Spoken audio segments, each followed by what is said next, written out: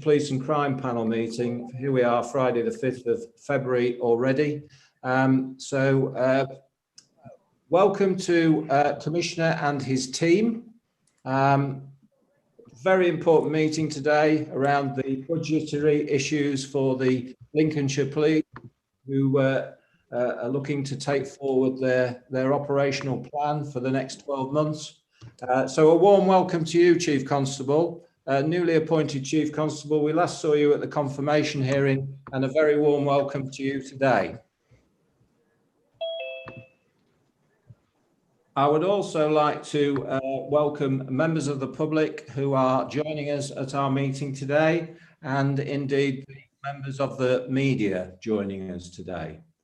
So we'll move into the agenda. So have we any apologies for absence, please? Yes, Chair, we have apologies from Councillor Pepper and from Deputy PCC Stuart Tweedale. Thank you very much. Thank you very much. Are there any disclosures of interest, please?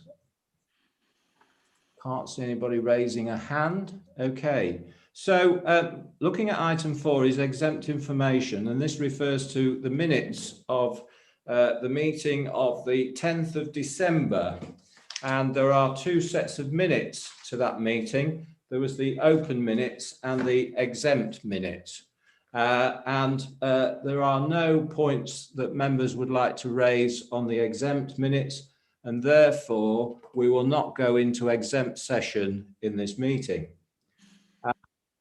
What I'm looking for is a proposer and a seconder for the accuracy of these minutes. So could I have a proposer from a member, please? Councillor Wotton, and a seconder, Mr. George Kraviatz. So all in favour of those minutes, both the open and the exempt, please. Yep, all in favour. Thank you very much. So we then move to the open minutes of the 18th of December. And could I have a proposer for the accuracy of those minutes, please? Councillor Marsh, thank you very much. And a seconder, please. Councillor Wotton, thank you. So all in favour? Everybody in favour? Yeah, unanimous, all in favour. So thank you for that. So that's the minutes dealt with. Item 6 on the agenda, actions. Could Mr. Medler, could you update us on those, please? Certainly, thank you, Chairman. The actions from the meeting on the 10th of December are complete. The actions from the meeting on the 18th of December, which are listed on page 81 of the agenda, a number of them are complete. The others are in hand, where information will become available in due course, and then that will be provided to panel members. And then finally, there is an action on there looking at arranging a briefing session with the new Chief Constable regarding policing in the digital age, and we'll be in communication with the Chief Constable after this meeting about looking at potential dates and maybe looking to coincide that with the panel members' day in June this year. So thank you, Chairman. Thank you very much, Mr. Medler. Are there any points from any members on those item? No, I don't see any. Okay, thank you very much. Communications from the chairman, I have none this morning. And so we move to item 8, questions from the public. Do we have any questions from the public, please? No, Chair, there's no questions from the public at this time. Thank you very much. So moving on to item 9, which is the delivery and the police and crime plan. Over to you, Commissioner, please. Thank you. Thank you for that, Chairman. Yeah, I mean, obviously, as normal, I'm happy to take any questions that the panel may have upon the report. Thank you very much. So we do have a number of questions. So if I could turn to Councillor Wotton, please. Thank you. Yes, thank you very much, Mr. Chairman. Good morning, Commissioner. At page 85 at 2.11, the new Safer Together team states they are liaising with groups such as at South Castilian District Council at our community council meeting in March to gather feedback for future priorities. Does this mean that neighbourhood policing will stop taking the public priorities which has worked well for the past 10 years? Thank you, Chairman. Thank you for the question. I mean, regarding the Safe Together team, I genuinely think this is a huge step forward for Lincolnshire when it comes to involving the public and making sure that we're taking into account their views, and equally that we're trying to work with partners to make sure that all that goes on across the county regarding community safety is brought together in a cohesive and joined up way. It's absolutely not the case that this will work against neighbourhood policing. In fact, on the recruitment interview panel, we had a chief superintendent as part of the recruiting panel to make sure that it was integrated with the vision and plans of the force. They will work directly alongside neighbourhood policing, but they are not there to deliver operational priorities in the same way that neighbourhood policing are. So it is a complementary rather than a replacement of. And certainly each of the team who are now all in place are directly linked into their local neighbourhood policing team. So they will be co-located where obviously safe to do so at the moment, but into the future that will happen, and regular contact will be maintained to make sure that there is a total join up between the different aspects of their roles. So it's quite an exciting time to be sort of able to do this. And I think certainly with the way things are with the current COVID situation, anything that helps bring services together to better serve the public and making sure that we are taking account of public priorities is something that we will be in desperate need of to make sure that things work together. And I'm confident that this team will do that. Thank you very much, Steve. Thank you, Chairman. Thank you, Councillor Wootton. Councillor Marsh, please. Thank you, Chairman. Good morning, Commissioner. Can you please inform the panel if all the staff have now been recruited for this team? What has been done so far to work with town and parish councils and other community groups to gather their views? And how is it proposed for those findings to be fed into the local policing teams and the monitoring of such findings into actionable outcomes? Thank you.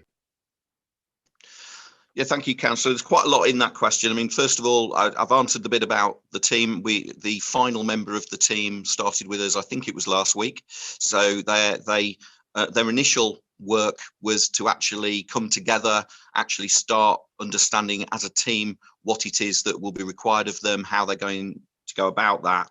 But they did hit the ground running because they've all come from different community-based roles before coming to the team. So they've all got already a wealth of contacts across the county, some of whom we were not engaging with already. So that's really helpful already. So they're already reaching out to councils. We've already directly engaged with around 50 parish councils. Bearing in mind the last member only started in the last few days. That's quite something to have sort of got 10% of parish councils already engaged, and given the remote nature of the way we're having to work at the moment. So they've already made contact with Lincolnshire County Council engagement team, the Prevent officer based at the County Council, Lincolnshire Veterans and Families Wellbeing Network, all of the sort of main district councils, people like the Lincoln City FC, who do a lot of community-based work. All sorts of different agencies are being contacted and worked with, but it's absolutely the case that this will all be evaluated. So we're already in negotiations with Lincolnshire University about pulling together an evaluation of the results from the team and the impact that the team will have. So in time, obviously, once they've done that work, we'll be able to present to the panel that evaluation to show exactly the impact that the panel have had.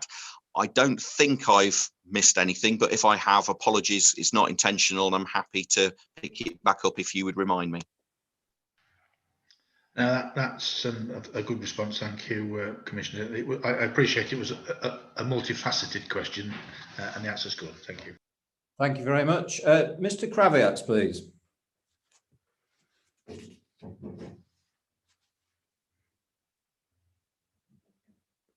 I think you're on mute, Mr. Kraviatz. Good morning, Commissioner. Apologies. The Safer Together team seems an excellent initiative. Can you explain how it will work with the neighbourhood policing agenda and does not duplicate the work of other community-based initiatives, but rather work in tandem with them? particularly concerning that we don't want people doing the same thing. We want people working together, just delivering one joined up agenda. No, and that's exactly what I'm after, and it's exactly some of the concerns that we were working through, both initially in the concept stage, but also in the initial days when the team had started, to work with them to make sure they understood their remit. And my partnerships delivery manager, Joe Davison, has been working closely with Leanne, who is the new sort of team leader of this group, to make sure that happens. So because the concept of this has been designed from the outset with Lincolnshire Police, with their neighbourhood policing team structure, it is a complementary. So it's not something that we've done independently. We've been working with Chief Superintendent Chris Davison, who oversees that area of work for Lincolnshire Police. He sat on the interview panel. It's been thought through at every stage to make sure it works with. But equally, as I say, we will be very mindful of making sure we don't create duplication. And that's why I think it's really important that we evaluate what the work is, and then we'll be able to evidence exactly what has worked, maybe what hasn't, tweak the model. So, you know, I always take the view that we should be evaluating what we spend public money on, and we shouldn't be shy. If things aren't exactly as you want them, you change them. So I've not sort of set out on this journey with a predetermined outcome that it's all going to be perfect, but equally I've got every confidence that the team will add a lot of value. I'm not sure I can give you much more comfort than that, other than to say the evaluation will ultimately give you the answers to that proof in the pudding kind of thing. No, I'm grateful for that, quite clear. It's the duplication point I'm particularly concerned about. As long as the right hand and left hand both know what they're doing and working together, then I think it's an excellent initiative. Thank you. Thank you, Mr. Kraviatz. Next question from Councillor Waring, please. Oh, good morning, Commissioner. The panel has historically been provided with information around aligning services such as fire and rescue, the new build at South Park, and the closing of some stations. Are you able to provide us any data sets on true savings of this, please? Okay, thank you for the question. There is a document we have to produce, which is in the final stages of being produced, which we have to produce for the Home Office, because £7.5 million of that money was grant funded, and it's a requirement of that grant that we produce a document which will answer a lot of the elements you've just raised there. So again, we'll be able to share that with the panel, but it's in final stages of production. So that will answer a lot of that. With regard to the element around I think the phrase you used there was true savings. I'm not sure what you mean. Are you talking about cashable, or are you talking about opportunity gain? I'm not really clear what you're after there, Councillor. Everything, Commissioner. Any part of any form of saving that we can come up with. So to give you a couple of examples on that, I mean, there's some things that are quite difficult to quantify, but I'll give you an example. So when the decision was made to not use West Parade, and the team from there would then move to South Park, the separate decision was made that the local city centre neighbourhood team would remain in the city centre. So we moved them into City Hall, working directly with the ASB team, the housing team. So that, as a unit, is better than it ever was, because they weren't co-located before and now they are. So some of that is about a change in working practices, which has added value to the community in lots of very subtle ways. Obviously, there was an operational decision made by the force that with the opening of a £20 million building at the bottom of Cliff Hill, which is literally a mile away from one of the small police stations at Bracebridge Heath, that there was no requirement to have both of those in occupation. Well, again, we were very conscious to make sure that that site was used to the benefit of the public, and that's been achieved. So there's a number of things that will come out as part of the report for the Home Office, which, as I say, we'll share. There are probably some more subtle things which are quite difficult to quantify. So I'm more than happy to deliver a written response which will give you a bit more detail. But I mean, it would be impossible to sort of off the cuff answer fully everything that you're asking there, I feel. Yep. I fully understand that. Have we any timescale for when that report would be available? Not off the top of my head, I'm afraid. I mean, I know it's in production, so it's reasonably imminent, but because there are specific timescales we have to meet as part of the grant agreement, but we'd have to clarify that with you after the meeting, I'm afraid. If you would. Yes, thank you very much indeed. If you would, we'd appreciate that. Thank you, Commissioner. Thank you very much, Councillor Waring. Councillor Woodliff, you've got two questions that appear linked, so if you want to ask both, please. Thank you. Thank you, Chairman. Good morning, Commissioner. First question is, oh yes, okay. Morning, Commissioner. We have received notification that the Links Alert police information site is closing down. I received that through my email system the other day. Could you say why? And also, why has the website Nextdoor been chosen as a replacement? Over to you, Commissioner. Okay, thank you for that. I mean, just to be clear, these are systems that are run by Lincolnshire Police, not by me as Police and Crime Commissioner. So under the previous Chief Constable, an operational decision was made to move away from Links Alert and use alternative methods. If you're asking me, do I agree with that decision? The answer is no, I don't. But that's okay. I'm allowed to disagree with something that is an operational choice. It just means I don't have a veto over whether they do it or not. There are a number of factors in this. It was believed that Links Alert didn't have sufficient reach in the number of people that were on there. I mean, there was around, I believe, 20,000 people on there. Now, my honest belief is that a lot of the people that access Links Alert are people that would not either be keen to or able to access Nextdoor. I don't particularly like Nextdoor. That's a personal choice. It's not a platform I personally will be using. And my honest opinion is I would rather Links Police kept Links Alert. And if they want to do Nextdoor as well, that's a separate question. But I don't see it as a direct replacement. But as I say, it is an operational decision. Well, thank you very much, Chairman, and thank you for your reply. I agree with you, actually, because I went onto the Nextdoor site and I was quite disturbed by the information that it seemed to want. My second question was, this Nextdoor site is an international site that requires far more personal information than the current provider. Does the PCC consider this choice of providers as safest, most reliable alternative to the current provider? Well, you've answered a lot of that anyway. I'm particularly concerned about it. I looked at the privacy statements and so on, and I felt this actually is more about trawling for information from people than actually providing a service to the community. And if I can ask you, if you would pass out my concerns to the Chief Constable and ask him if he will investigate the matter on our behalf. If necessary, I'll write to him if that's necessary. But well, the Chief Constable is indeed in this meeting with us, so he's heard firsthand your comments, Councillor.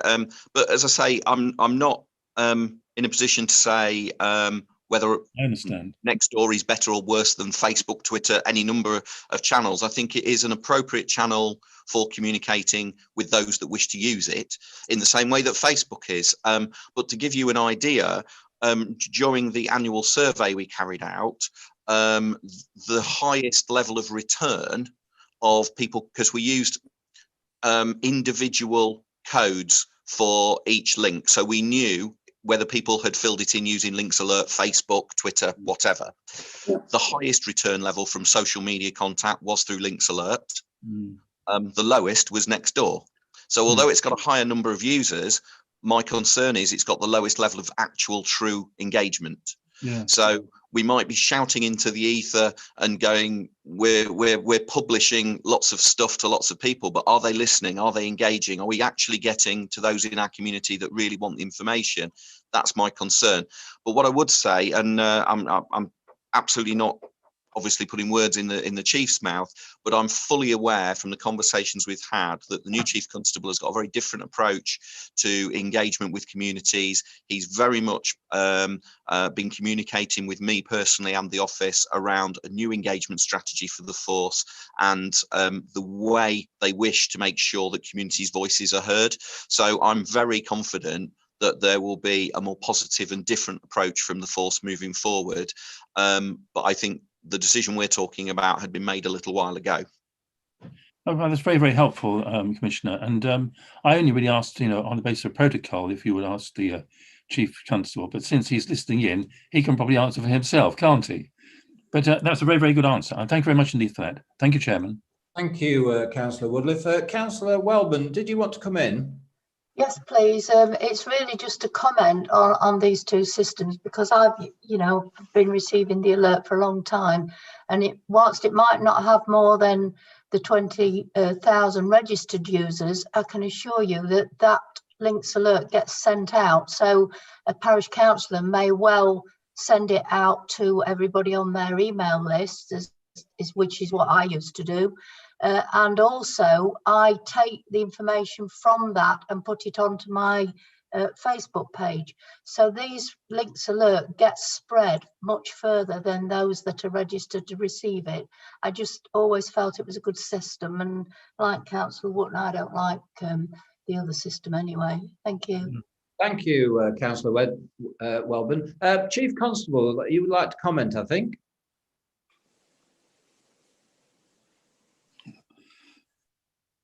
He's muted, isn't he? Yeah, I think you're muted, Mr. Howard. I know he was having some technical difficulties. We can ask him later, Chairman, if you want. I thought the Commissioner's answer was very thorough, and I was very pleased with that. Nextdoor does require a lot of personal information. It's really trawling for information, I thought. Trawling personal information. They wanted photographs and the rest of it. So, I got out of it right away and cancelled it. So I'm very pleased with the response from the Commissioner.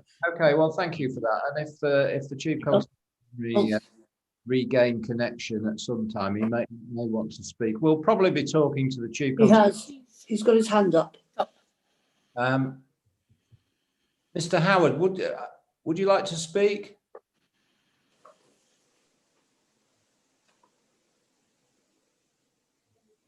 He's got his hand up, but clearly there's technical difficulties. Mr. Chairman, if I could just comment, I think one of the things that I've experienced is because of the police systems and security, and because we use Microsoft 365, it is totally incompatible with Zoom. So I'm having to use a completely separate device to be able to access this meeting. And I'm just wondering whether, with the Chief Constable still being very new in post, whether we've set him up with additional kit so that he's able to do that. But I will message him and see whether we can access it through a mobile phone or some other method to make sure he rejoins the meeting. Thank you, Commissioner. That's very helpful. And I understand the difficulties around that, so thank you. Moving on to the next question. We'll just wait a couple of minutes whilst the Commissioner communicates to the Chief Constable, give him the opportunity.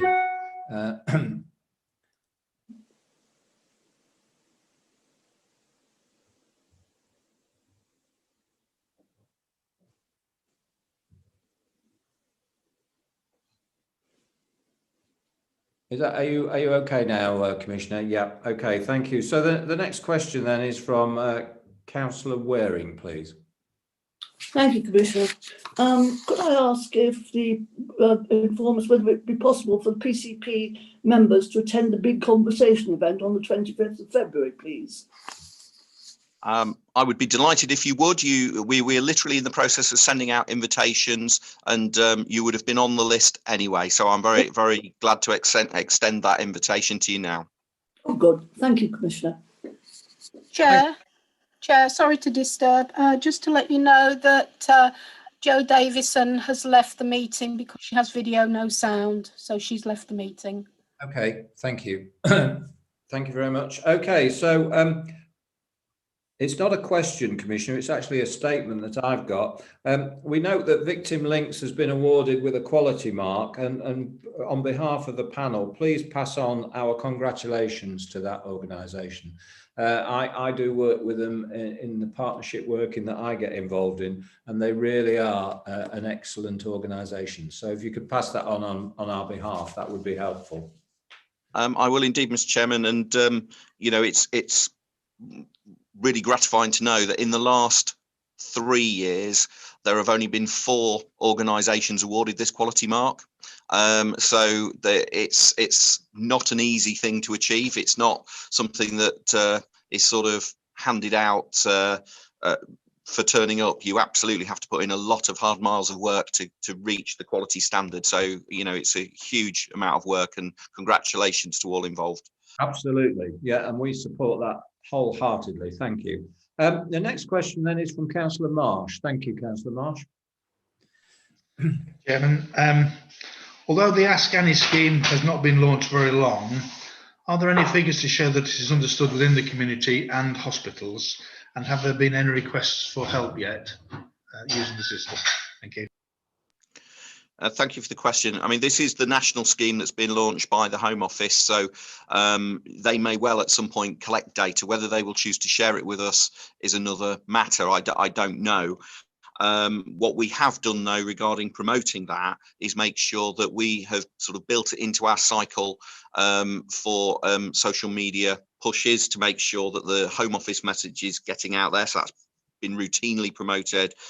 We've put a press release on the OPCC website, and the Victims Links website is currently being updated as well to reflect that. The force has obviously put it out as well. And the Ask for Annie campaign resources and information was shared with the provider workshop to make sure that all providers of support have all that information as well. So it's not just providers. We've also been working with organisations such as Lincoln University to make sure they've got all the information. So we're trying to make sure that it's spread far and wide through communities to do that. Obviously, one of the things that's not helpful is the current lockdown, because getting face to face with people is that much harder. But to answer the specific question about data, I think it will be some time before we get any, if indeed we get any at all, because it would be collected by the Home Office rather than ourselves. Thank you very much. This is a subject very close to my heart, being the head of one of the first units in Lincolnshire, which in them days they call the Family Support Unit. But for me, the big thing is to making sure the hospital and the medical staff know about it, because that's at the point when the victims are at the most vulnerable and are most likely to report, rather than waiting 24 hours after the offenders got back to threaten them and resort in the family. So good initiative, all support from me. And again, if I can just come back on that, that's exactly why we've agreed to fund a hospital IDVA to make sure that we're really supporting people when they're at their lowest ebb and need that support. And equally, hopefully, there'll be a point where they will seek help. So, you know, there's a number of different ways this agenda can be moved forward, and obviously with the domestic abuse bill and everything else that's coming with that, there's a lot of work we're doing at partnership level. So I support everything you've just said. Yep, thank you very much indeed. Okay, so moving on, the next question from Councillor Newton, please. Thank you, Chairman. Morning, Commissioner. On Policing That Works 512, we note the future delivery programme with regard to G4S has been established. Can you outline the exit strategy from the strategic partnership with G4S and provide us with any updates at the PCP meetings over the next year, please? Yeah, thank you for the question. Obviously, there's an element of commercial sensitivity around this, because we are still expecting G4S to deliver services right up to the end of the contract, and there are a huge amount of members of workforce involved, and we want to make sure that we support them through this difficult time as we transition. So what I wouldn't want to do is put information in the public space of a public meeting that in any way compromised either the commercial side of it or indeed wasn't to the benefit of anybody that works currently for G4S that may well end up working for Lincolnshire Police, etc.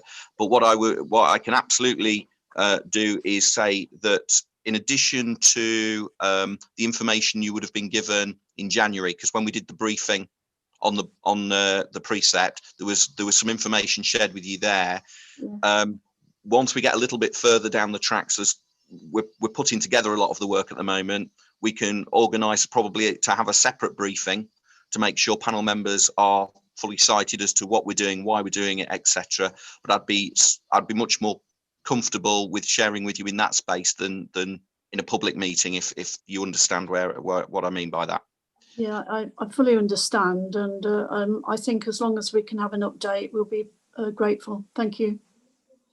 Thank you, Commissioner. We certainly do fully understand the points that you raise, and we would feel benefit from a private briefing when the time is right. So thank you for that.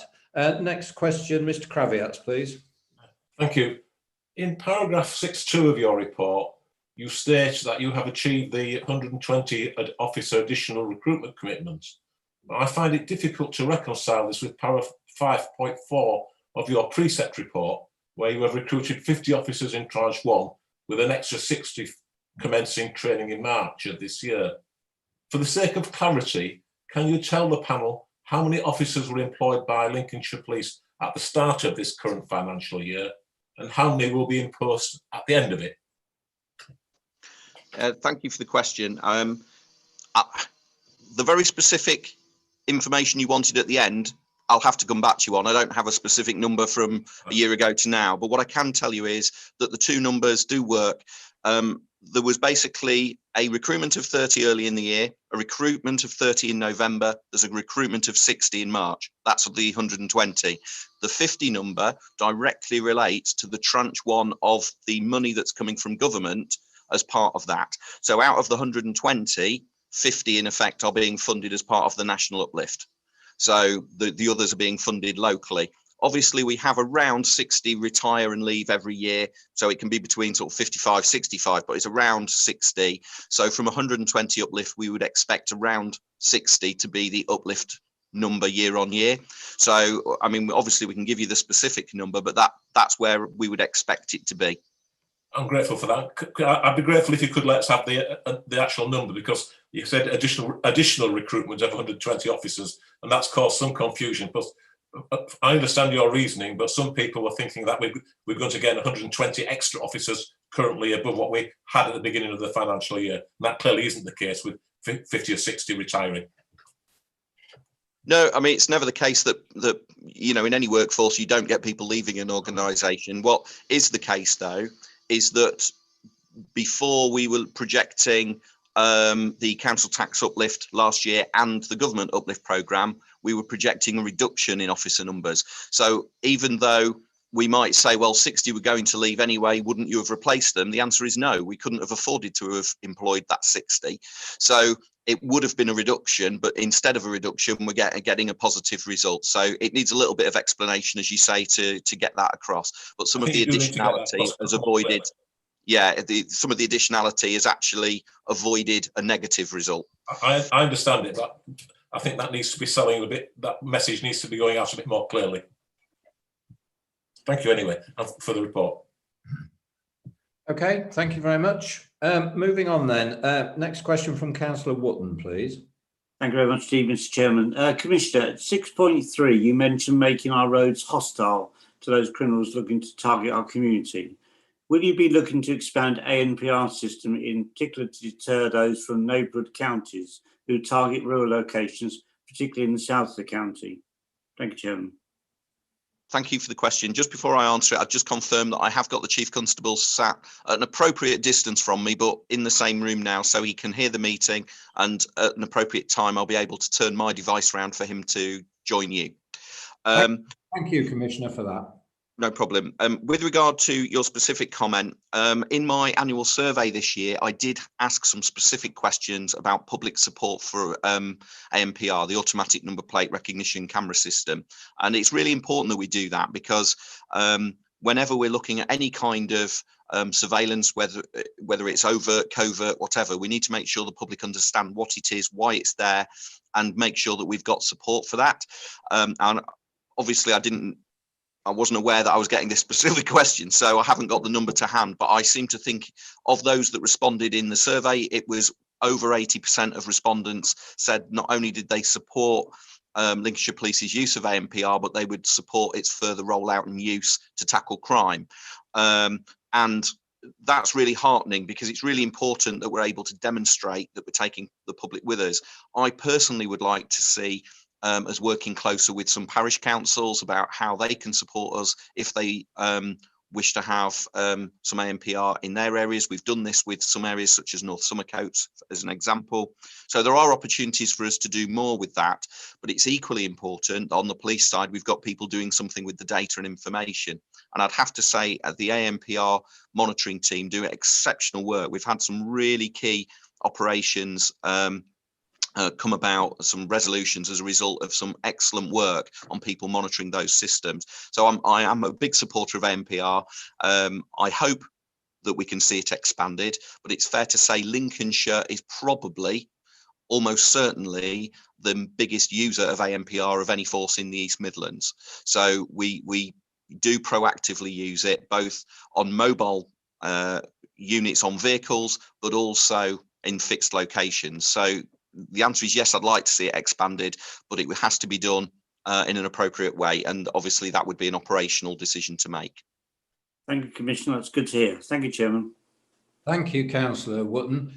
Commissioner, in your report, you refer to special constables who play a key role in policing in the county and a fully committed role as volunteers. I wondered if you could tell us how many we currently have in the county, and is there a target figure that you wish to achieve in terms of further recruitment? Yeah, thank you for the question. You're right. I fully support our special constabulary. I mean, these are warranted volunteers, and to be fair, on a volunteer basis, if you said, well, what are comparable volunteers? Pretty much it's Army reservists, it's retained fire officers, and both of those get some kind of remuneration for their time and effort. And the specials stand out as being the only one that really is without any kind of financial support in that way.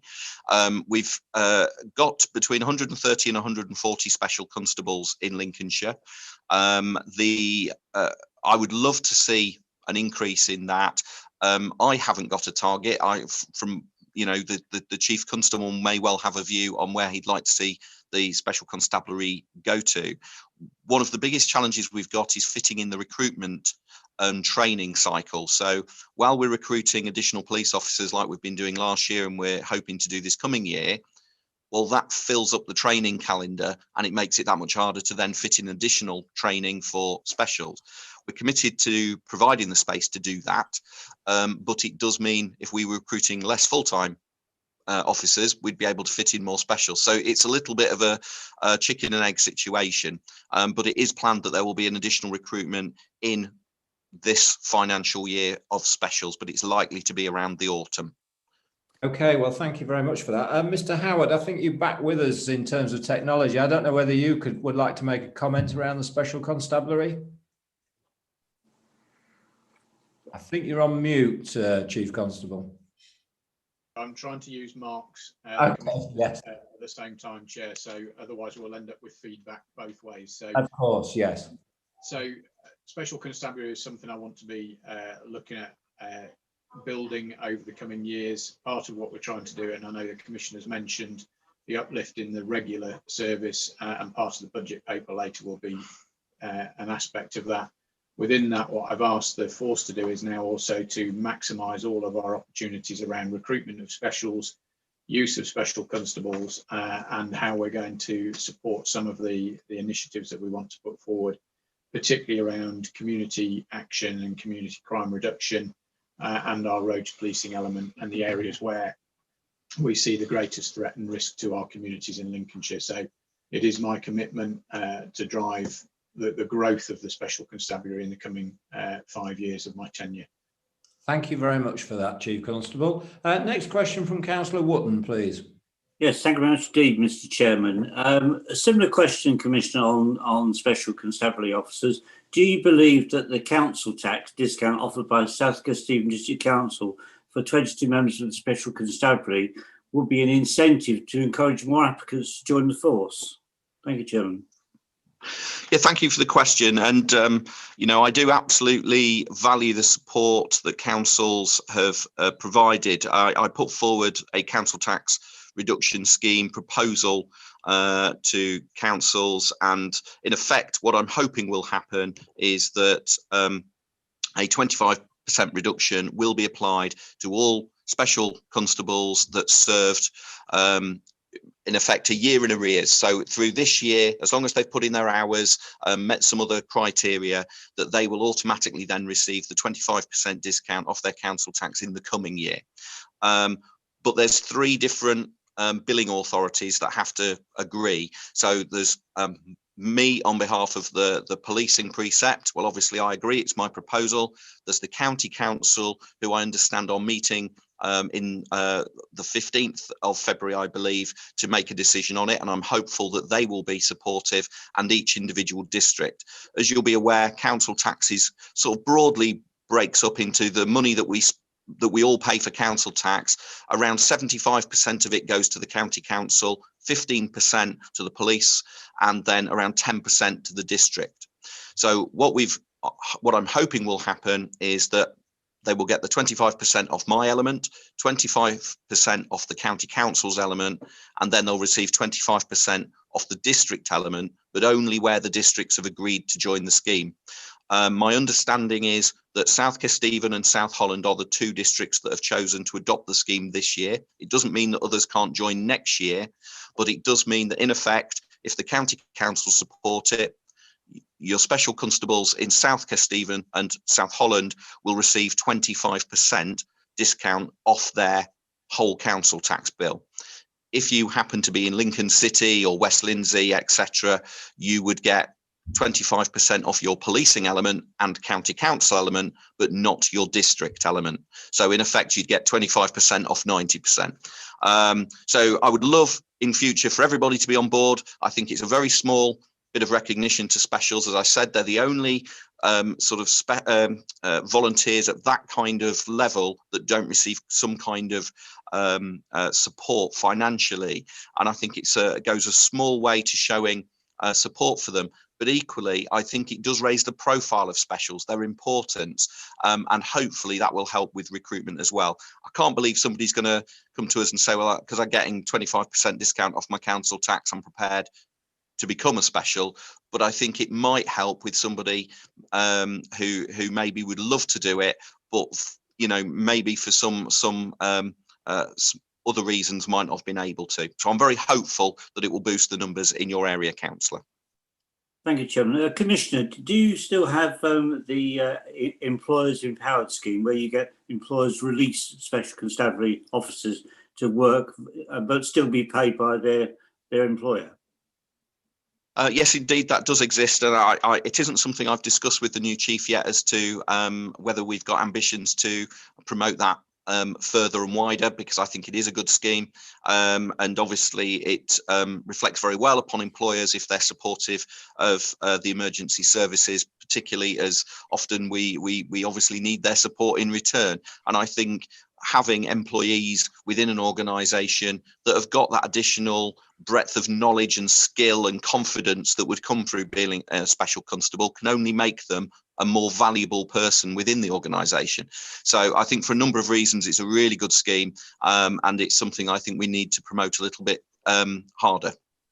Good, thank you. Thank you, Chairman. Thank you. Councillor Welburn, you wanted to come in, please. Thank you. Yeah, just to say, it's probably not a bad thing that you've got some district councils that have and some that haven't, because it'll give you a way of actually totting up whether it's going to work as an initiative or not. Yeah, thank you for that, councillor. I mean, I did present to all the leaders of the council some evidence on where it has worked, because it's being done in Humberside, just across the way. We even had the leader of North Lincolnshire Council explain to all council leaders the benefits that they had had personally through doing the scheme, and how he was fully supportive of it being rolled out in Lincolnshire. It's entirely up to individual councils. Obviously, as we know, they set their own precept, they manage their own budgets, so I'm in no way whatsoever disparaging of those that chose not to. It's a personal choice, but I think it absolutely would be great if the whole of Lincolnshire were to adopt the same scheme, because what we're effectively doing is giving a discount in one area that somebody isn't receiving in literally 2 miles down the road, which is a little bit uneven. But you're right, we might be able to see a difference in that, but as I say, the evidence is already there that a scheme like this is generally positive for morale, well-being and recruitment. Okay, well, thank you very much for that. Question from me, Commissioner. We note the rollout of a business intelligence solution within the organisation. Clearly, there's been a financial investment in that. I just wonder whether there'll be an evaluation of its effectiveness. Yeah, thank you for the question. Absolutely. Any big investments we make in something like that, we would always build as part of the business case how we're going to actually understand the benefits and value for money, etc. So that is something that I would expect to be laid out as part of the business case and ultimately then be delivered once the business tool's in place. It's fair to say that these are common practice now within policing. The rationale for Lincolnshire not having done it previously is one of finance rather than wanting to know whether they're a good thing. We know that they're a good thing, and it will help the police target their resources more effectively and efficiently for the public. So I don't have any doubts that the evaluation will be supportive of that. And in fact, it's something that HMIC FRS are very keen to see out in policing as well. So I think it's a generally accepted good practice to have this. It's just been a financial challenge, as we know, over the years for Lincolnshire to have everything that other forces have got. Okay, thank you for that. Moving on then. Next question, Councillor Waring, please. Thank you, Chairman. Thank you, Commissioner. The significant Precept increase last year was in part to enable a capital investment in technology. Is there an opportunity that the panel could be provided with the evidence base of how this has provided efficiencies in respect of officer time and improvements in service delivery? Thank you. Yeah, thank you for the question. I mean, the capital expenditure, as we know, gets spent throughout the year. So we're still in that year. So it will be some time before we would have that kind of information to share. And equally, sometimes the capital expenditure is about opportunity gain. It's about doing more, not just the savings element. So it's obviously, as I said, individual elements that we spend money on. As I said to the chairman, we would expect as part of business cases to see how they were going to present on value for money. So we will have those come through, but they're going to come through over a period of time, depending on what the individual spend was. So there isn't a single project that's being undergone where I could say there's a single evaluation of it, if that makes sense. So I can assure you that those value for money questions are asked as part of business case setting and as part of our normal business throughout the year in holding the force and the chief to account. But I haven't got a single document which I could share. Thank you, Commissioner. I mean, what we're talking about is efficiencies and improvements in service delivery. In this sort of case, we're not looking for savings, financial savings. It's just making sure that what is being spent in the right manner. That's the way forward as far as I'm concerned. If at any time you do come up with anything that could be presented to the panel, I'd be very appreciative of it. Thank you. And that's noted, Councillor. Thank you. Thank you.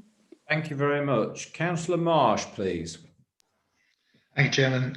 Commissioner, with the backlog in the court system, is there any evidence that cases are being dealt with by way of no further action or lesser means, which are more expedient but not necessarily appropriate?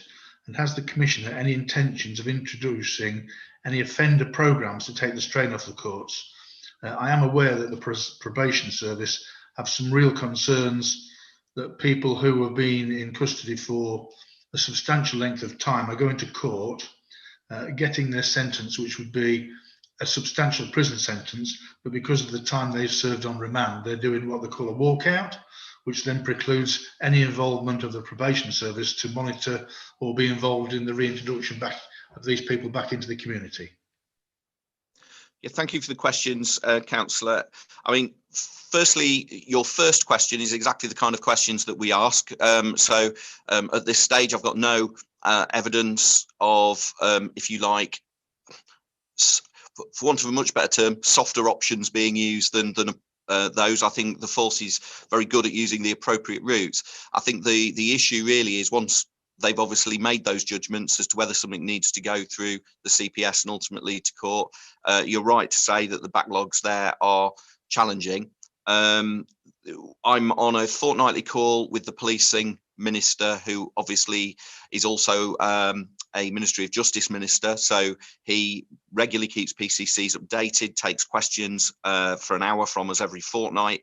And equally, he brings in people like the Lord Chancellor and Courts Minister to answer questions and give us briefings. So I think the relationship between government and PCCs, and this isn't a party political thing, it's literally all PCCs have exactly the same access to those ministers, I think is better than it's ever been before. I think the same conversations are had on a fortnightly basis between the minister and National Police Chiefs Council and all of the chief constables. So again, we know that that direct contact is there to avoid exactly the scenario that you've outlined. Regarding the specific programmes, there's certain things we're already doing. So we've worked in partnership with Lincolnshire County Council to have a domestic abuse perpetrator programme, which we've agreed to extend because we got some initial funding from government to help us with that, which was match funded by ourselves. We've agreed now that that's going forward for the next few years. So that absolutely will help support communities, but ultimately, hopefully, stop perpetrators committing crimes and therefore putting people through the court process. There is a new national integrated offender management strategy in place, which, as you'll be aware, our reducing offending work is sort of comes under the title of ARC, the Assisting Rehabilitation Through Collaboration in Lincolnshire, which is working specifically with the top 2% of prolific offenders. Well, the new national strategy will change that cohort. So there will be some requirements placed upon the partnership in Lincolnshire to do things differently. So we're currently working through as partners exactly what that means, how we're going to adapt the process for that. So again, that will help deliver and support the national effort. We've also got working with the regional probation team, which is obviously part of the national probation. They have agreed to fund 50% of a role for us to look at and evaluate the work we're currently doing for ARC. So again, it's making sure we understand exactly what value and benefit we're getting from our current system. So we've got some additional funding coming in to help us with that. And there is some National Probation Service commissioning opportunities at a regional level. So we're working with them to understand exactly what is best to be commissioned. And obviously it can't just be about Lincolnshire, that's about the region, but there are great differences in every area across the region. But certainly for us, one of the areas I'm particularly concerned is that we don't have a prison for female offenders. So our female cohort go out of county. So whether that's Peterborough, Askham Grange, New York, we need to find new and better ways of supporting and working to reduce reoffending there. And I know my partnerships delivery manager is doing a lot of work as the chair of the Reducing Reoffending Board to actually tackle and put in place some work around that. So I'm hopeful that that answered your question, Councillor. I don't think I've missed anything off, but I'm sure you'll let me know if I have.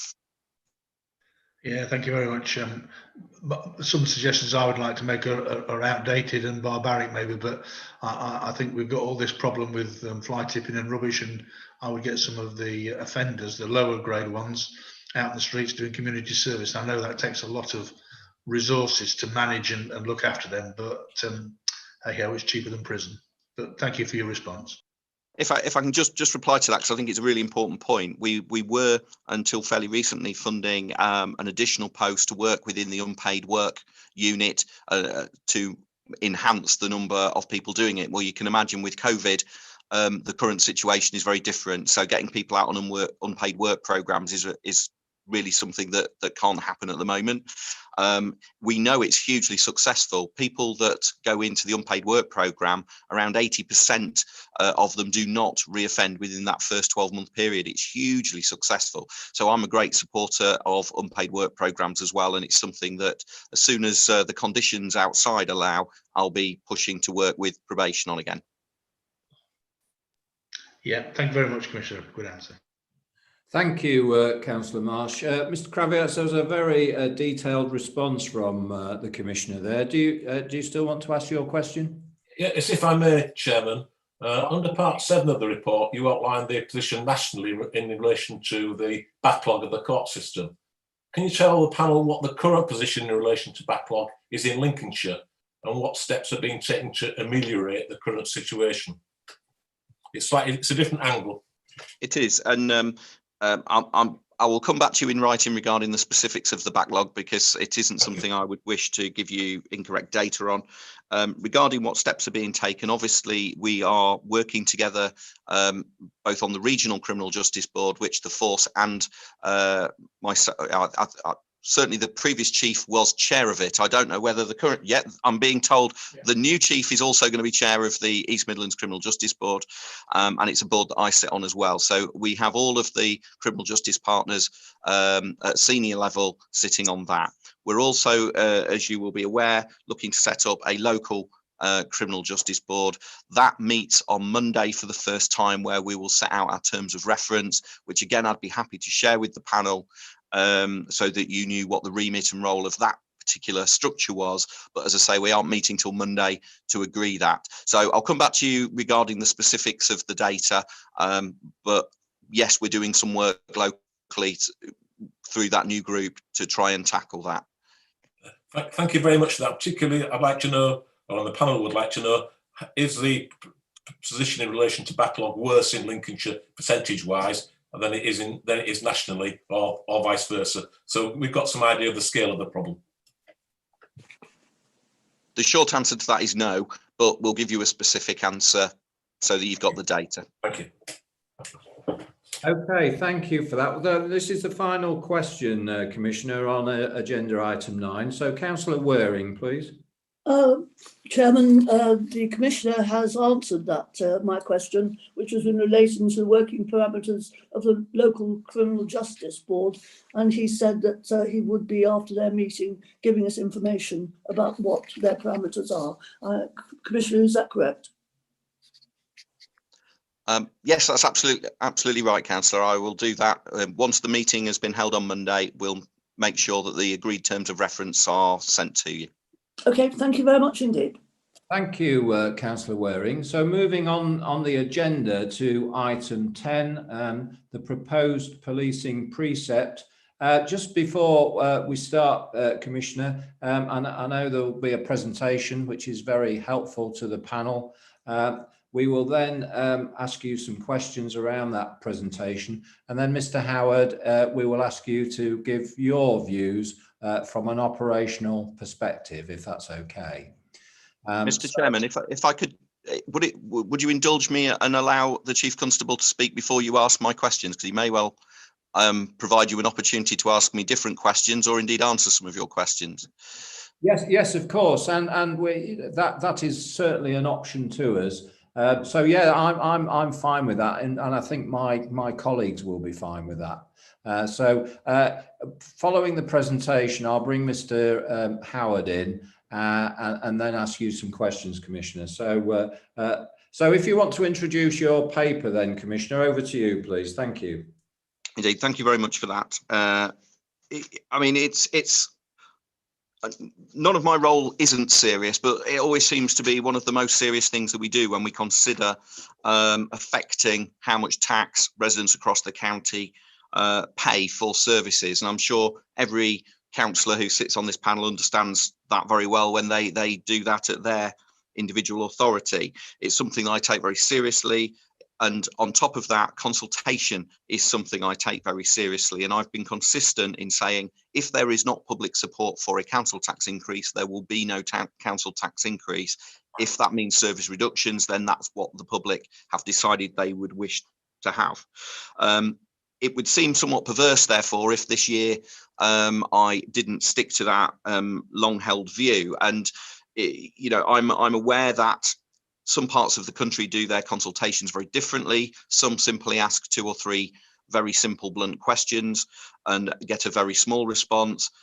We go the other way and make sure that we do a large, statistically robust survey that not just answers the questions around council tax, but gives us a whole raft of data which we share with partners around crime, fear of crime, and helps us set priorities. So it does a number of things, and it takes about 12 minutes for people to complete. So to get in excess of 3,000 completions, especially given that to be frank, at the moment, people have got a lot of other things on their mind, and the fact that we have to do this in the pre-Christmas period to fit in with government's timescales, it's very heartening. And to give you an example, I was speaking to a colleague over in Merseyside yesterday, and they have around 1.5 million residents in their policing area, and had around 2,000 responses to their much simpler survey. So it's heartening that in Lincolnshire, with half that population, we're getting 50% more responses to ours. But there's quite a lot of detail in that. I'm sure you've all got questions for me, so I will happily pass it over to my finance officer, Julie, to do the presentation, and then over to the chief for his element. Thank you very much, Commissioner. Julie, over to you then, please. Thank you. I'm hopeful that somebody else is going to be sharing the presentation. That's what we've arranged. So yes, I think it's me. Yeah, all arranged, and it should be coming up on people's screens now. Oh, that's it. Yeah, absolutely. So if we can go to the next slide then, please.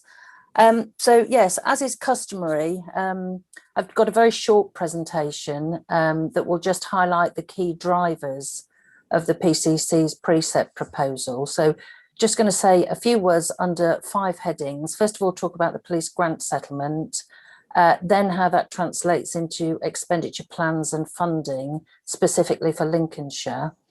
What there might be on the horizon in terms of future prospects for funding, and then a section on risk management, and finally just to talk about the impact on the Precept. Next slide, please. So the provisional settlement was announced on the 17th of December. Actually, it's not provisional anymore, because I understand there was parliamentary time yesterday where the provisional settlement was confirmed as the final settlement. So in other words, exactly what was published provisionally in December has now been confirmed to be the allocations that will come to PCCs in next financial year. This slide just shows what Lincolnshire's share is of some key numbers. So in terms of the police uplift programme, nationally, the government is investing additional funds in order to deliver 6,000 additional police officers in the next financial year. And Lincolnshire's share of that 6,000 is 49, which is 0.82 of 1%. Of that 49, 47 are earmarked specifically locally in Lincolnshire, with 2 of the 49 being earmarked for the ROCU. And in terms of the overall grant, which amounts to £8.1 billion nationally, Lincolnshire's share of that is 67.6 million, which, similar to the police uplift programme, is 0.83%. So we've got the same share of the additional officers as we have of the national grant. Next slide, please. So what does that mean locally? The provisional settlement, or sorry, the settlement allocates an additional £4.1 million of police grant to Lincolnshire in the next financial year, over and above the grant which was allocated for the current financial year. And that is broadly for the police uplift programme. So that funding, although it's not hypothecated, it's not specifically attached to delivering on the police officer numbers, the expectation is that it's there to fund those additional police officer numbers. In addition to police grant going up, we've also been allocated a ring-fence sum of money, 0.8 million, to support that whole programme of work in delivering the uplift. At the moment, we're not clear what the conditions are attached to that grant, because it's a specific grant, but 8.8 million is there, and we're awaiting the conditions for that. The 1.2 million that we've had in the last couple of years, called the pension top-up grant, has been maintained.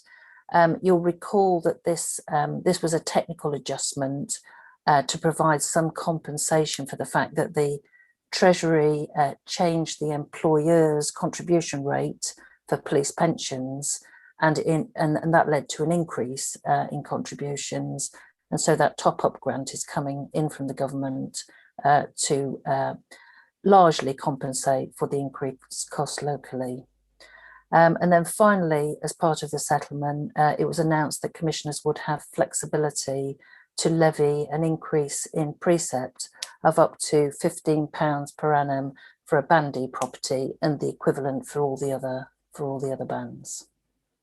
Next slide, please. So the next section, we're just going to take a look at the spending plans, and on the next slide is a pictorial representation of how the money is spent in Lincolnshire. Now, you can see on the right there a big section of the donut for police officers, and moving round clockwise, the next section is for police staff and PCSOs. The next section is for support functions, and that's largely the G4S strategic partnership contract. And that is largely, again, for people costs rather than non-people costs. And if you take those sections together, you can see that costs on staffing, on employees, amounts to broadly 75 to 80% of the overall spend. And of course, that's what we'd expect, because policing is a people-led service. Next slide, please. This slide provides a view across the medium term, so not just the current financial year, but looks to the end of the medium term 24-25. The first column of numbers sets out what is being spent in the current financial year, and then the second column, what is being proposed for next year, and so on. And you can see there that over the medium term, spending is planned to increase quite considerably. The bulk of the extra spending here is for the police officer uplift that we were talking about earlier. So you can see there between 2021 and 21-22, spending goes up by just over 4 million. And as I say, the bulk of that increase is for police officer numbers, but the slide also sets out some of the other features, some of the other reasons for increasing spend. One of the things that we've seen in the current year is an increase in overtime. I think of about £500,000, which may seem, given the police uplift numbers, it may seem unusual to have an increase in overtime. I think this could well be a temporary phenomenon, in that at the moment the increase in police officer numbers hasn't fed through into operational police officers. So we're planning to increase the overtime budget next year by a similar amount. And as I say, in the fullness of time, there is probably an expectation of that coming down. Increases in specialist operations, you can see there tasers, armed police training, increases for the National Police Air Service. We've got a historic backlog of training to do, so the intention is to increase some additional funds next year to address some of that. And ICT continues to require significant investment in order to deliver the upgrades and so on, and the opportunities for productivity improvement that we need. I mean, generally the ICT market is moving from having been in the past a largely sort of capital funded part of the provision, and very much moving into revenue provision being required. And you can see there, big investment in Office 365, I guess spurred on by the pandemic, but something that was planned anyway. The business intelligence tool that there's already been discussion of this morning, and Home Office charges again for ICT, coming up with broadly £250,000 there. And finally, in that list, insurance premiums for next year are going up. It's something that we've managed to avoid pretty much in Lincolnshire thus far. I know colleagues nationally have been talking about increases in insurance premiums for a little while now, but they're starting to be felt now in Lincolnshire as well. So that's the spending increases that are planned for 21-22. Moving forward across the MTFP at the moment, we haven't built in any additional spending as yet for tranche 3 of the police uplift programme, because what we do is once we know what we've been allocated, we build it into the programme then. So just moving on to funding then, and we have another donut here, and again, broadly, that the money comes from 2 main sources, from government grants and from council tax. And you can see there that government grants is around 55%, with council tax around 45% of the funding coming into the PCC. Next slide, please. I said I'd say something about future funding prospects. Well, I mean, this slide shows where we are currently with 21-22 resource funding per head of population, and as has been the case for a number of years now, Lincolnshire there is on the right hand side of the graph with the least amount of funding per head of population. News on the funding formula reform has been pretty scarce over the last few months or so, and I suppose that's not surprising given the pandemic, given the government's uplift programme, capacity, I suppose, to address funding distribution may be limited. But you'll have noticed that the PCC, in his letter to the Home Secretary and the Policing Minister in response to the provisional consultation, he has urged that the Home Office, continue to address funding distribution, because of course, as it stands at the moment, funding is allocated on an historic basis. It's not on any sort of rational, objective measure. So, we will continue to press for it. And hopefully, as we move into some sort of new normal, hopefully in the not too distant future, it may well be that colleagues in central government can start to turn their attention to that very important piece of work. So the next slide is on risk management. Again, the police funding formula review, I've talked about in the past, just giving you an insight into where we are with it currently. Prospects for police public spending beyond 2022 are unclear. Again, we've had a 1-year spending review as a result of the pandemic.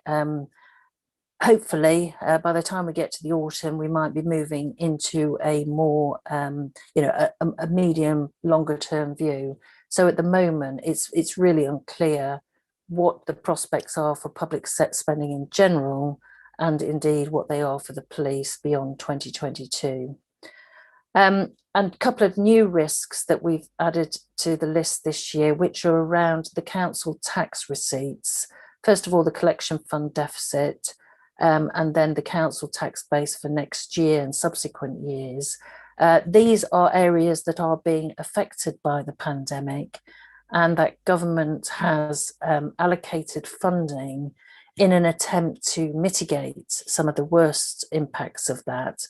At the moment, it's not totally clear how government funding might be used to mitigate. And I know that there are discussions going on between MHCLG and CIPFA, for example, about how that funding can be brought to bear. So we're aware there's the potential for more funding, but it's a bit watch this space at the moment as to what that might be and how it might be treated in terms of how it's spread across a number of financial years.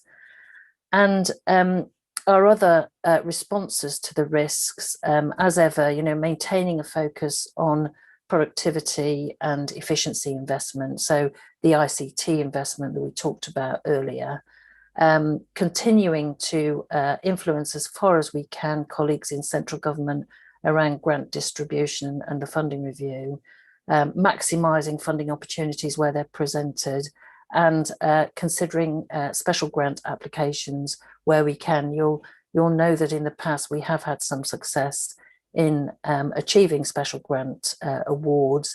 However, what I would say is, whilst one-off money can always be used, given the nature of the policing business being a people-led service, recurrent funding is actually what's required in order to deliver that sustainability into the medium and longer term. Next slide, please. So now just a focus on the Precept. The Commissioner in his introduction said a little bit about the public consultation, so I'm not going to repeat that. Just to say that obviously there's a big section in the report, Appendix A, which gives more detail on the public consultation that was undertaken and the response from the public to that. The next slide just sets out the Commissioner's Precept proposal and the impact of that proposal across the different bands of council tax, and shows the proposal both in terms of an increase per annum and also an increase per week for each band. And then finally, just the headlines from that, just provide you with, for a band D, what the increase is proposed, £14.94 per week, per annum, equivalent to 29 pence per week, and that provides £2.9 million of additional income. That's it from me. I think you're on mute, Chairman. Sorry, Julie, I do apologise. Just for clarity, I think you said 29 pence a week. In your financial paper, page 100, paragraph 7.2, I think it says 26 pence per week. So just if you could leave that with me, I'll have a look at that. Sorry, which paragraph did you say it was? 7.2. 7.2. I'll have a look at that and come back to you if I may. Okay, yeah, of course. Yeah, thank you. Okay, so that's the presentation from Julie. Members, always very useful. What I'd like to do now is invite the Chief Constable to give an operational perspective on it, please. So over to you, Mr. Howard. Okay, thank you, Chair. And thank you for the invitation to the panel on this matter. I'm conscious I'm speaking through the Commissioner's microphone, so you're probably looking at him while I'm talking. But I'll be very brief because a lot of this has been covered by Julie in the presentation. But as a Chief Constable coming in, I think the importance of this decision today is a question of how we prioritise our resources and how we might use them. Julie's covered the point about the cost per head of population in Lincolnshire being the lowest in the UK and continues to be the lowest over several years. And if we look at those others who are at the bottom, they actually levy the council tax probably a little more liberally than we have done here in Lincolnshire. And I think the approach we're talking about here is a sensible one.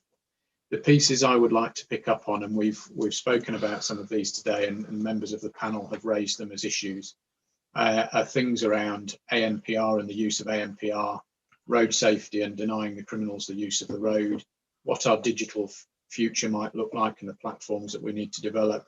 And unfortunately, I couldn't come in on the piece about alert and Lincolnshire Alert, but our community engagement, which is going to be a key part of my strategy, how we're going to do that both physically, in person and online, and also the business information and intelligence and management tools and the ICT programs. All of those help us to drive down demand and become more efficient and more effective, as has been raised in several questions today. And one of the key things I'd like to stress here in making this decision is the National Police Federation survey about wellbeing and safety at work has been published this week, and the Lincolnshire figures show that For the officers who've responded, 85% of my officers, which is a really, really high response on this, 85% have reported mental health, anxiety and stress related illness this year as a result of the demand that they're facing and the pressures that they're under at work. And I need to do something to address that as a Chief Constable. And that links back into all of the things that I've just mentioned, and a clear strategy around stopping crime and criminals, protecting people from harm and helping people in need. And the protecting people from harm has to be about my officers as well as the communities. And in terms of where I would like to go and the choices we have today is, if the panel see fit to agree to the £15 uplift or £14.94 as it would turn out, where that allows me to invest the money is in a community crime action team, which will be very much focused on things like rural crime, hair coursing, lead thefts, the heritage thefts, but also working within communities and urban areas at times where we see rises in threat and risk that needs a more holistic approach to it, which will link into the safer Lincolnshire teams that the Commissioner was talking about earlier. I'd also like to invest in roads policing unit, so denying criminals the use of the roads, but making our roads safer, because we are expecting by the end of the year to have had 55 deaths on the roads in Lincolnshire. Now, if that was a murder level, I would probably have half of my resources focused on that alone and doing nothing else.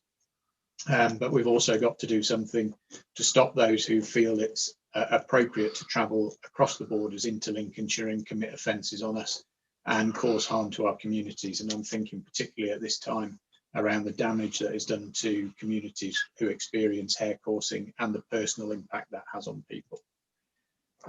In all of this as well, it also allows me to think about how we start to build our digital platform, see through the ICT programs, particularly around our command and control system and the force control room, which will allow us to prioritise our work better, to triage work, and to start to drive some of that demand down and give our officers space to do the role that they do in response and frontline policing to a much higher standard than we're able to do at the moment. And that means that we can provide a better response to our communities and we can make Lincolnshire safer as a result of that. It allows me to build those without having to make some really difficult choices otherwise about where I would have to draw those resources from and what gaps I would then have to leave in my service. And that would have to come from things like potentially neighbourhood policing, which is not an area I want to go. I want to protect my neighbourhood teams.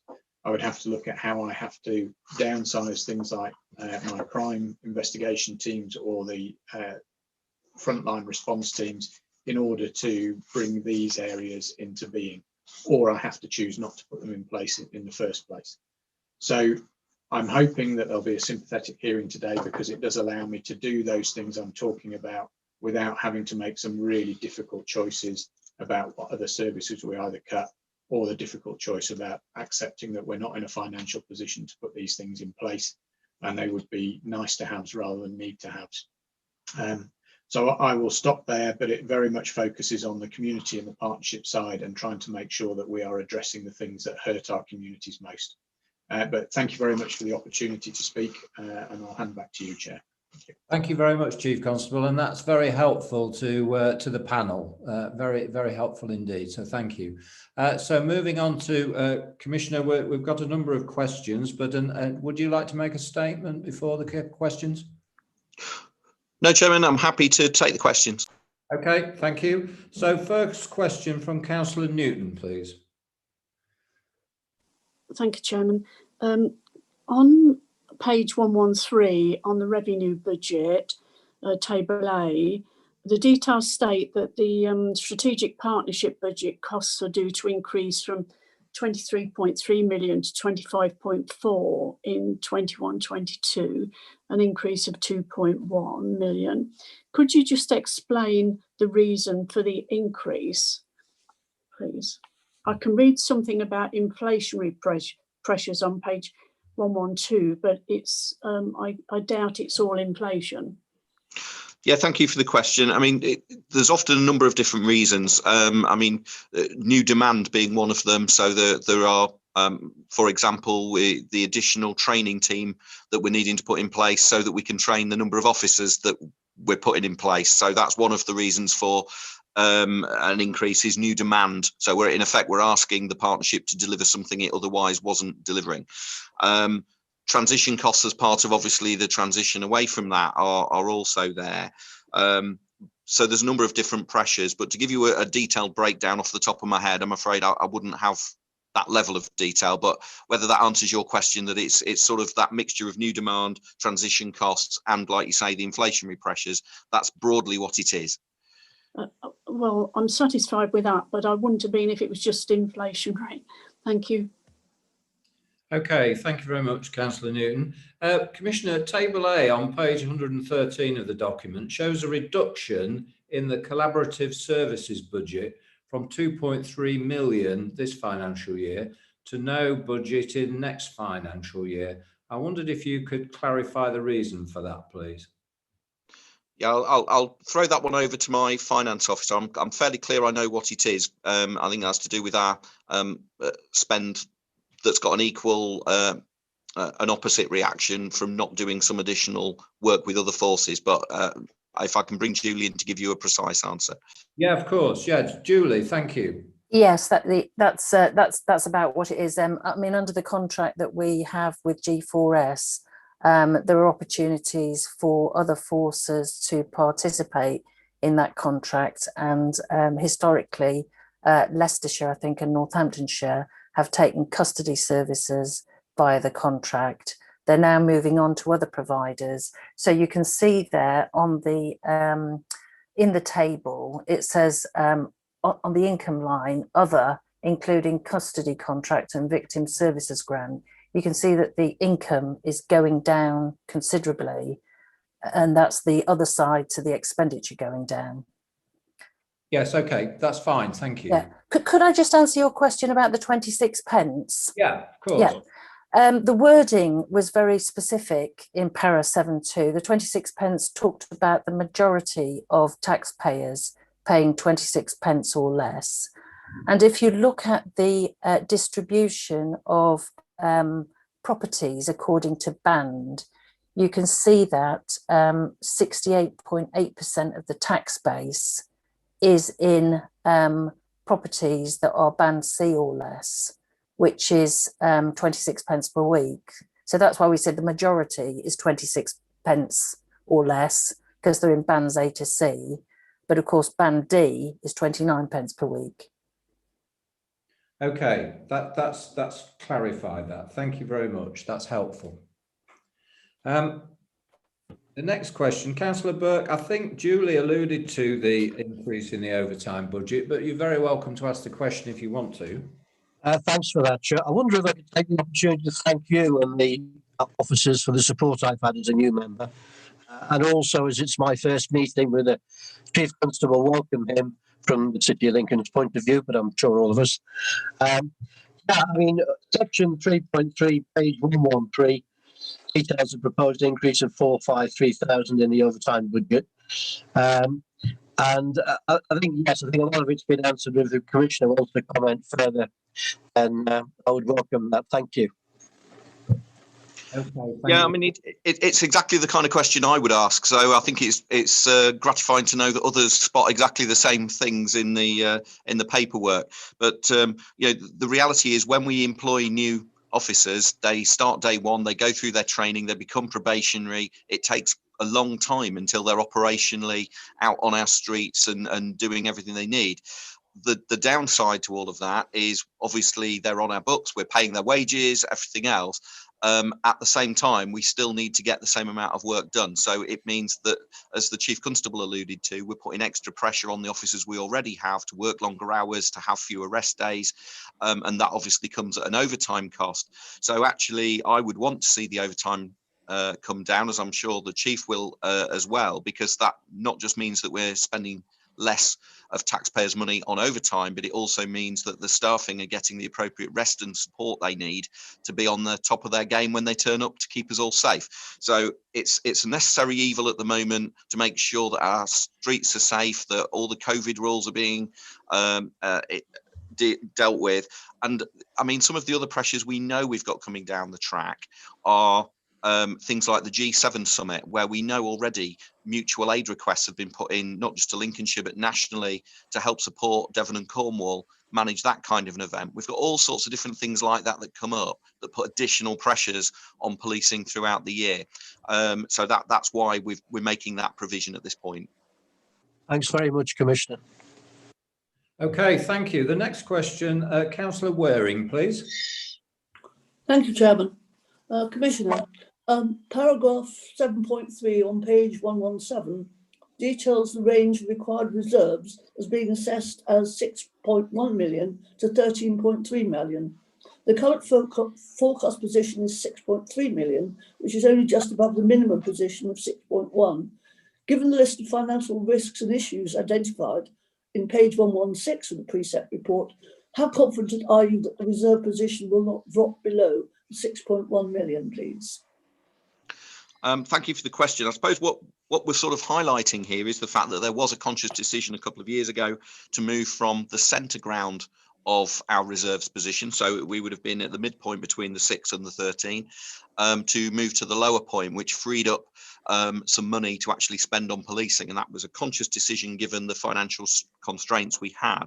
And I would feel much more comfortable if in due course we were to move to a more centre ground position with our reserves, but that has to be balanced against the public need to be kept safe and to be have effective policing. So it's one of those challenges. It's very difficult to say to the public, in one hand, we need to put up your council tax to give you more policing, but by the way, we're going to build up our reserves at the same time. So I am confident that we've got the right level of reserves given the right level of risk. That is something that's assessed and is constantly under review. I also believe that it's entirely possible that we may spend some of that reserve. That's what it's for. But then we will have to bring it back up to that minimum prudent level. So the other thing, as was alluded to earlier by the finance officer, the fact that we do get opportunity, and we always take these opportunities to bid for additional funding in year.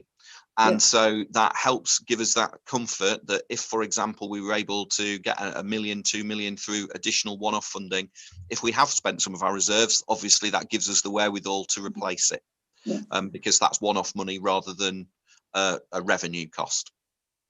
Thank you, Commissioner. It is a difficult situation because people, as you say, would come back and say, why are you doing this when you've got so many reserves? But reserves are such an essential part of an organisation's funding. Thank you very much. Thank you, Councillor Waring. Next question from Mr. Kraviatz, please. Thank you, Chairman. Under Table C, Annex C, the capital programme for 2021 was listed as 12.747 million. Has this been achieved? Thank you for that. I will bring the finance officer in just to give you a precise answer, but in broad terms, it's been achieved, barring some slippage around IT, which anybody who's dealt with IT knows that that's not an uncommon situation. But I'll bring Julie in, if I may, just to give you a more precise answer in case I've missed anything. Yes, well, obviously we monitor budgets carefully throughout the year. The last monitoring for capital would have been as at the end of December. And at that point, I think we were forecasting that we would have some slippage of about £2 million in the programme. So forecasting spend of about 10 million with slippage of 2. And some of that is related to national ICT programmes. Some of it is related to local ICT programmes, just slipping to the right in terms of delivery. Thank you very much for that. My experience for many years is that to get 80-85% of your capital programme spent in a year ain't bad.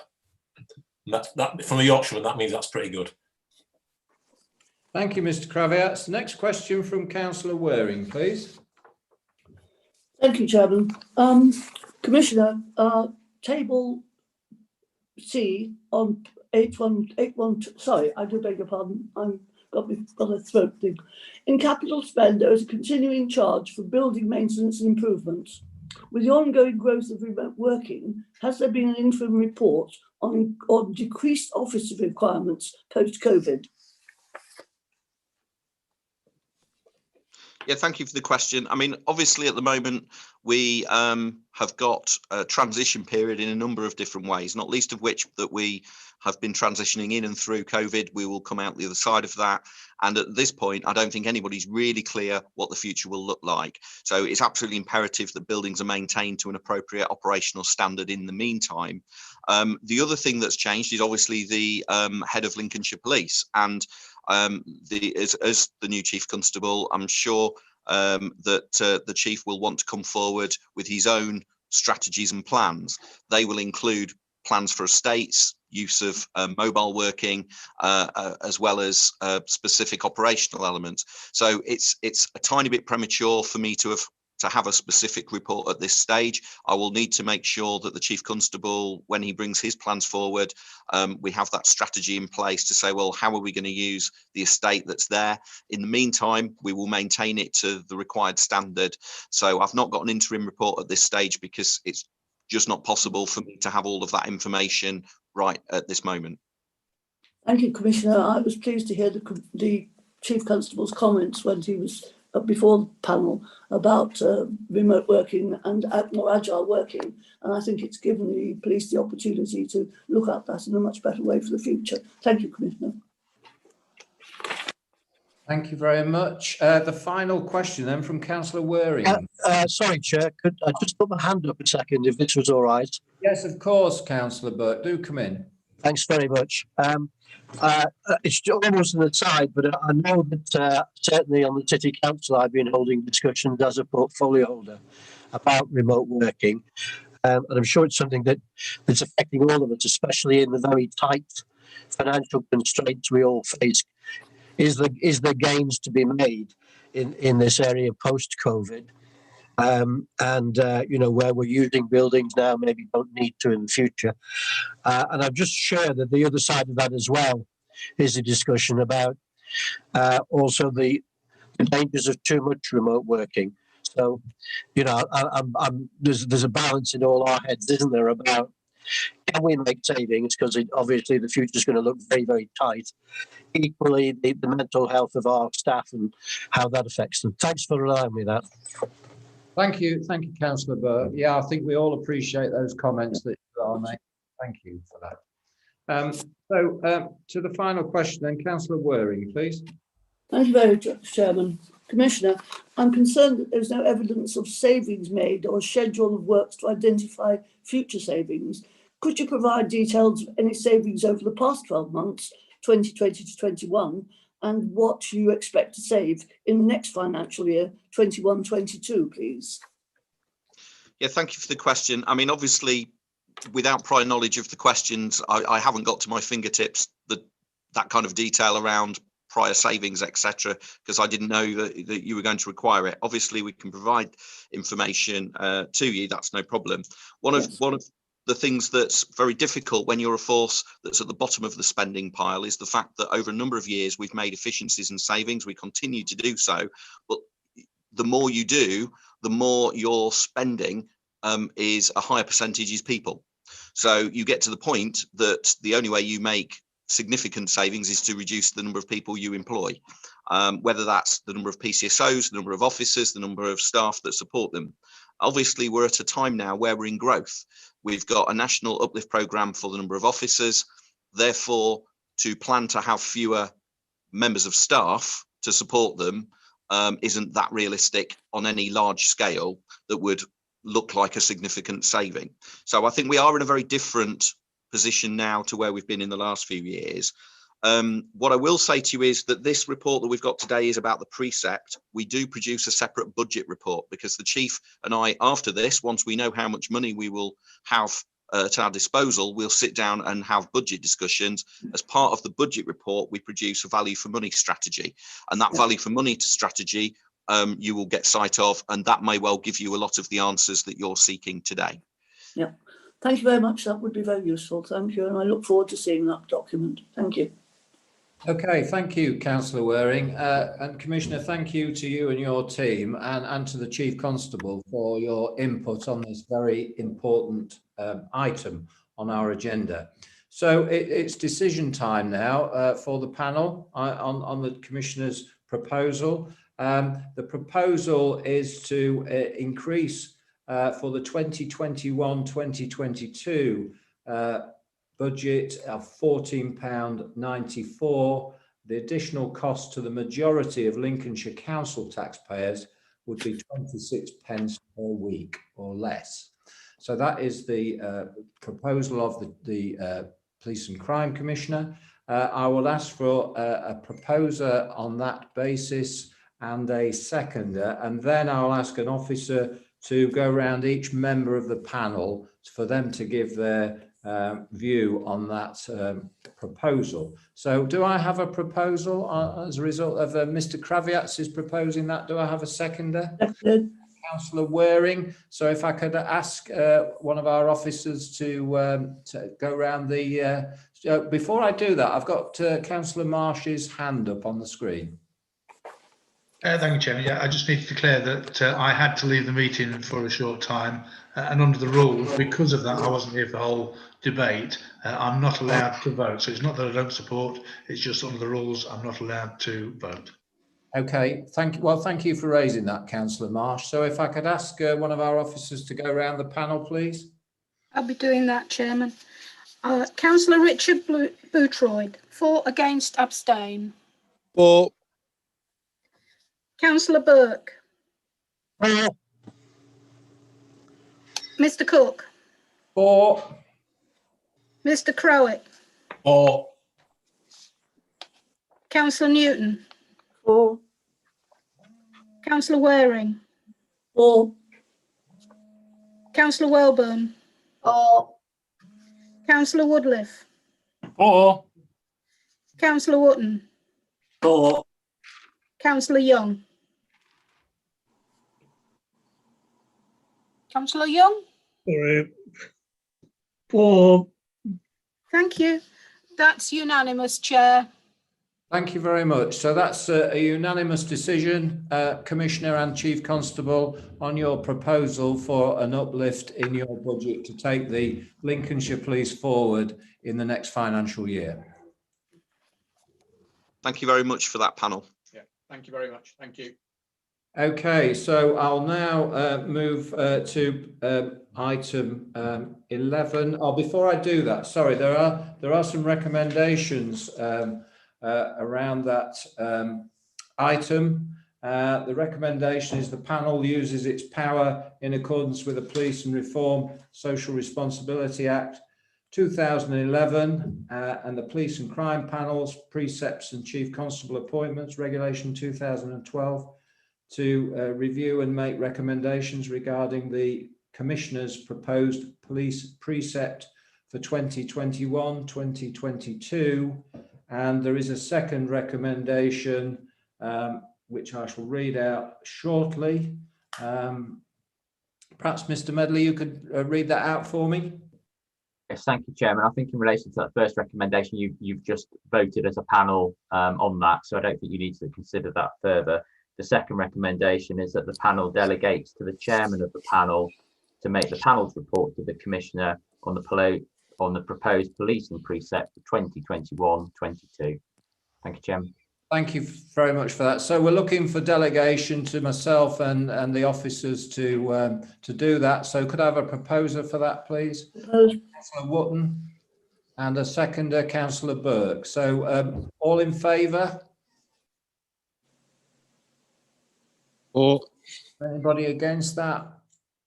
No. Okay, so thank you for that. So before I move on to item 11, Commissioner, can I ask for thank you to you and your staff and to you, Chief Constable, for providing us with some very important information today. So thank you very much.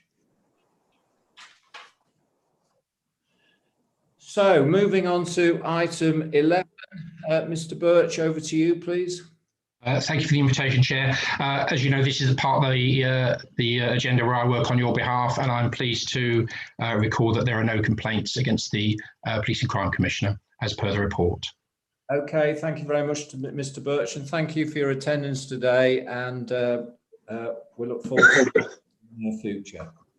Okay, so moving on to item 12, which is the National Association of Police, Fire and Crime Panels.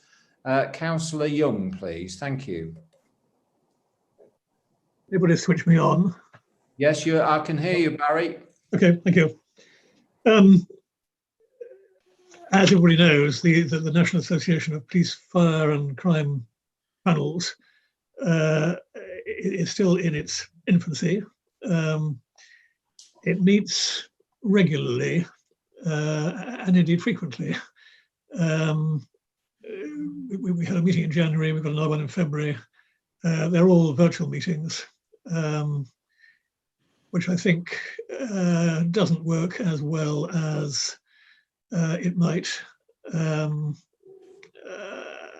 know, there are always technical hitches, and I wish people would stop using Zoom, which doesn't seem to me to be anywhere near as efficient as others. Perhaps I shouldn't have said that, but I think we've had hiccups virtually every time with people failing to make the connection, and you know, that's very sad. That said, what has been going on? 2 new members of the executive have been appointed. The aim of the panel overall is to come up with what geographically is a balanced body. And I think we've now covered virtually every corner, big corners of Great Britain, including Wales, which is quite an achievement. We have, in the last month or so, we've had meetings with the Association of Police and Crime Commissioners, which were interesting. We've chased the Home Office yet again for a response to what we wrote to her in, when was it, September, which was the Home Office's decision to exclude panel representation on the review Part 1 advisory group. And it said in that letter, and I'm quoting verbatim, the decision to exclude was both disappointing and illogical, particularly with PCC public scrutiny responsibility being a primary panel role. Would the Home Office reconsider its position? Answer, none. We've had no answer at all, which arguably is par for the course, but I think they may be discussing internally whether it might be better to use the NAPFCP in Part 2 rather than the Part 1. We have a list of things that are being considered now. A complaint survey. This is on the new complaints requirements. On Commissioner and Chief Constable's senior appointments, on the promotion of best practice for panels and scrutiny of commissioners, on technology changes and the impact on budgets, and promoting the panel's role within police and the fire service to the public. Talking of the technology, we have noted that the Home Office has called for a rather large sum. I think is it 50 million? 40 million for handsets. And this business of better technology, to my certain knowledge, goes back almost a decade. This was going to say, you know, this was going to solve all the problems at a very reasonable cost, and it just gets worse and worse. What else is there to say? Probably not very much. There is a website which is just about worth looking at. It's not madly informative at this stage, but like everything else, it needs promoting so that people can use it, and we want to use it as a medium for getting people to tell us what we want, what they want the association to do, and hopefully with a little bit of charting up, it'll prove to be very worthwhile. The next meeting of the Executive Committee is in February, and I will report back next time. Okay, thank you very much, Councillor Young. Does any member of the panel have any questions for Councillor Young, please? No. Okay, thank you very much for that. We'll now move on to item 13, the panel meeting schedule and the work programme. Mr. Medler, do you want to talk to this one, please? Yes, Chairman, very briefly. You have in your report packs the regular work programme and training programme for the panel. But obviously, in addition, this time you have the proposed meeting dates for the panel for 2021-22, and they're listed in Appendix 1. And you can also see we've put a date in for the panel members' day or session for Friday, the 4th of June 2021. So if I could seek via you, Chairman, and the panel agreement of those meeting dates for 2021 and 22, that would be most helpful at this point. Thank you. Thank you, Mr. Medler. So could I have a proposer for agreement of those meeting dates for 2021? Councillor Welburn, thank you. A seconder. Councillor Newton, thank you very much, Councillor Newton. So all in favour? Everybody's in favour there, so thank you for that. So that's approved, Mr. Medler. Thank you for putting that forward. So moving on to item 14, which is the date of the next meeting, which is Friday, the 11th of June at 11 a.m. So can I thank the members of the public who have joined us today and the media, and hope they've been informed on the work of the Lincolnshire Police and indeed the scrutiny that's carried out by the Police and Crime Panel. So I will now formally close the meeting. So thank you to all.